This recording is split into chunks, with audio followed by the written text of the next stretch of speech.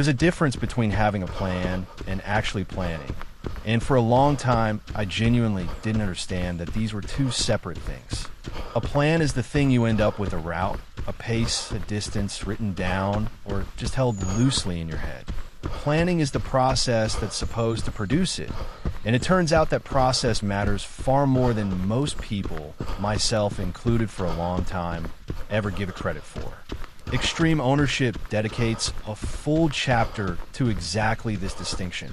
And it comes from watching missions succeed or fail based less on courage or raw skill and more on whether the planning process itself had actually been done properly beforehand.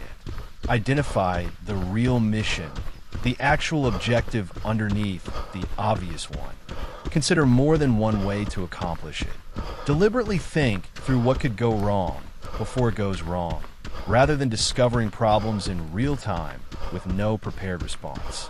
Brief the plan clearly enough that everyone involved actually understands it. And afterward, debrief honestly, comparing what actually happened against what was planned, so the next plan is genuinely better informed rather than just optimistic. I want to spend this whole episode on that process because I think it's meaningfully different from an idea covered a few episodes back, keeping plans simple. Simple was about what the plan itself should look like, stripped down to its essential, non-negotiable core. This chapter is about something earlier in the sequence, the actual discipline of building a plan in the first place, rather than just reacting to each morning as it arrives with whatever half-formed intention happened to survive the night before. I have a specific memory that makes the difference between these two ideas concrete rather than academic. Roughly 8 months into this, I decided to attempt the longest distance I'd run since starting, a genuine personal milestone, and treated the whole thing as simply a bigger version of an ordinary morning run. No real thought given to what could interfere. No clear sense of what would actually count as success beyond finishing. No one told in advance what the attempt even was. That morning arrived with a minor stomach issue I hadn't planned around at all, and the whole attempt fell apart around the halfway point. Not because the distance was physically impossible, but because there had never been an actual plan to fall back on, just an intention wearing the costume of one. What made that failure especially instructive, in hindsight, was how much genuine effort and enthusiasm had gone into it despite the complete absence of process.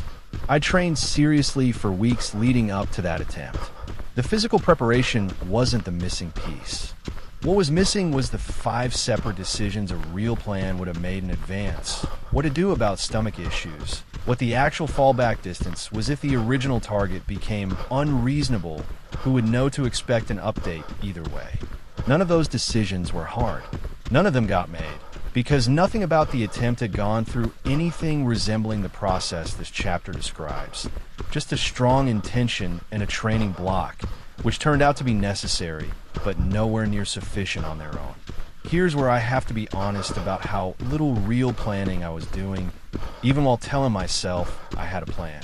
For most of the first year of this, the plan for any given day was really just a vague sense of wanting to run, decided sometime the previous evening without much real thought behind it. No consideration of what could realistically interfere. No clear sense of what the actual goal even was beyond a general commitment to consistency.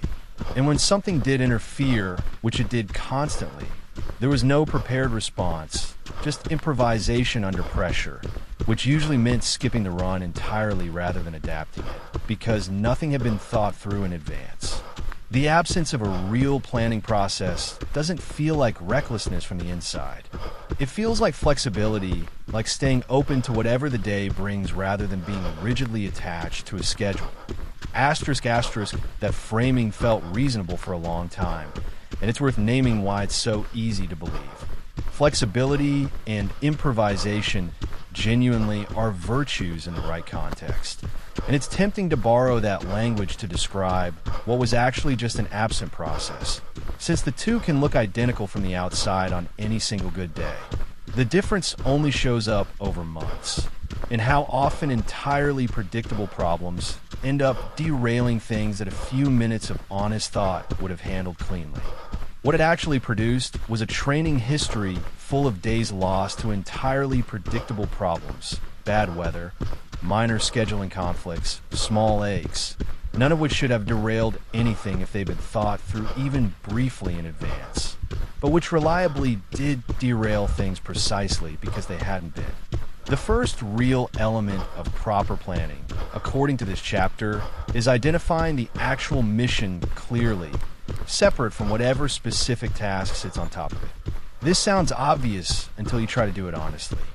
For a long stretch, my stated mission was something like run every day, which sounds clear enough, but is actually a proxy for something deeper that I'd never bothered to articulate. Building a durable, sustainable form of discipline and physical health that would still be standing in 10 years, not just this month. Those two missions overlap most of the time, which is exactly what let me confuse the proxy for the real thing.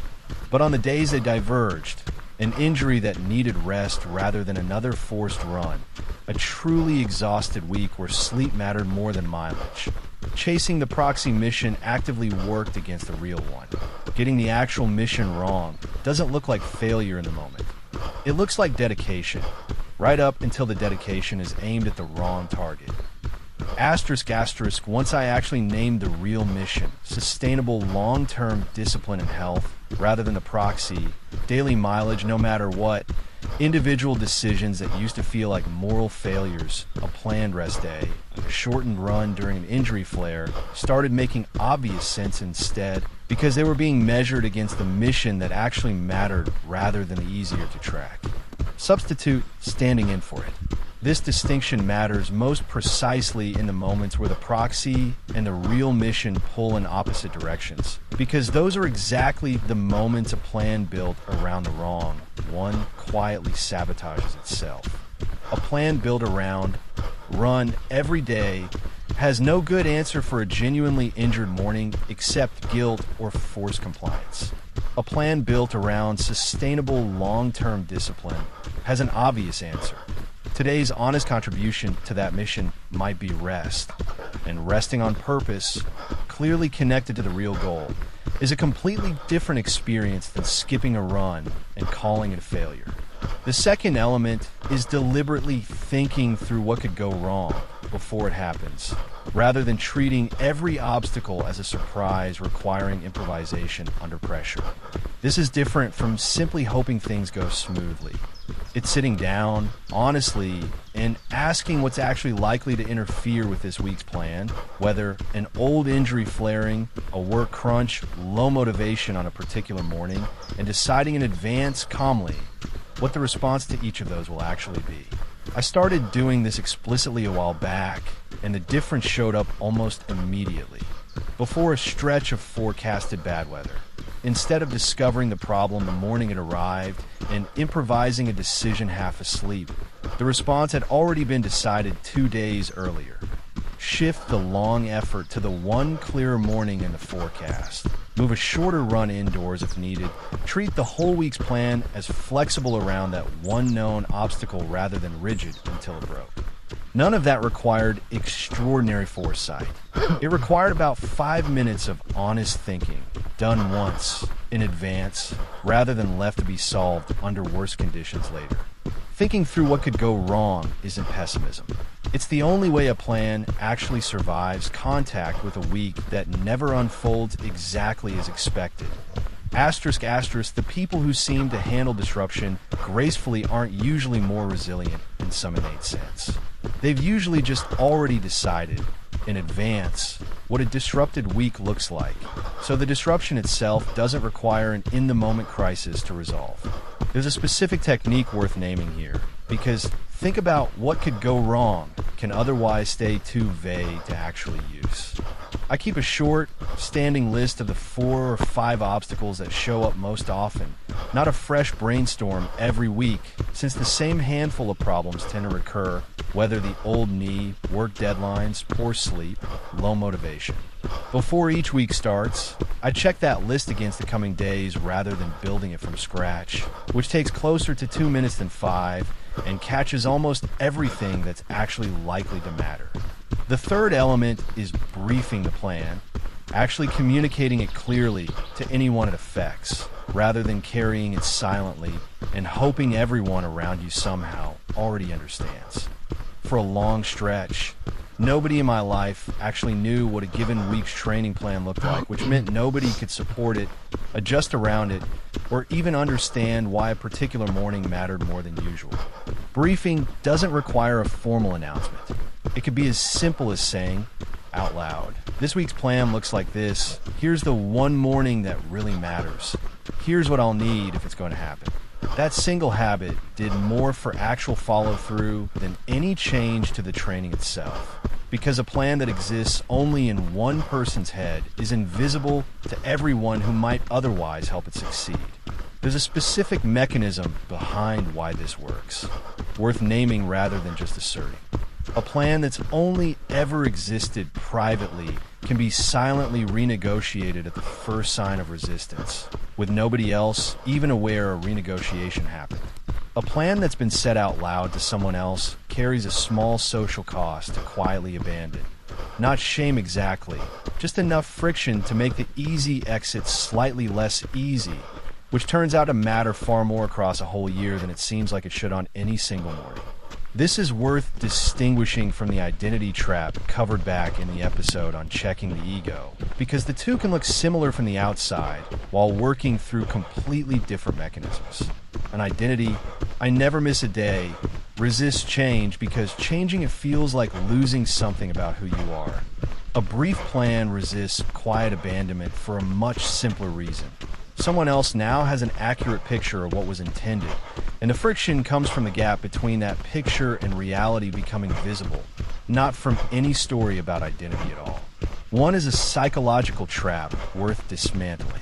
The other is a genuinely useful piece of structure worth keeping. There's a version of this briefing that happens through this very channel too, worth naming directly. Saying a plan out loud, on camera, to an audience, functions as a form of briefing, even though most of the people hearing it will never directly help execute it. It creates a version of accountability that a purely private plan doesn't have, not because anyone's checking up on it specifically, but because a plan that's been said out loud carries a slightly different weight than one that's only ever existed as a private intention, easy to quietly revise without anyone, including yourself, really noticing. The fourth element, and probably the one I skipped most consistently for the longest time, is the debrief. After a plan gets executed, whether it went well or badly, actually comparing what happened against what was intended honestly, rather than either celebrating vaguely or moving on without examination. A plan that never gets debriefed can't actually improve. It just gets repeated with the same blind spots intact indefinitely. Asterisk, this connects directly to an idea from episode 1, treating gaps as data instead of verdicts, but it's more specific than that. A debrief isn't just an emotional response to a gap. It's a structured comparison. What did I plan? What actually happened? And specifically, why did the two diverge in enough detail to actually change the next plan rather than just feel briefly bad or good about this one? There's a thread worth naming that connects this chapter back to the last two. Decentralized command asks the planning version of you to explain intent clearly enough that the executing version could adapt on the fly. This chapter is really about how that intent gets built in the first place, through an honest process rather than a vague evening intention. And simple, a couple episodes before that, ask the resulting plan to stay stripped down to its essential core.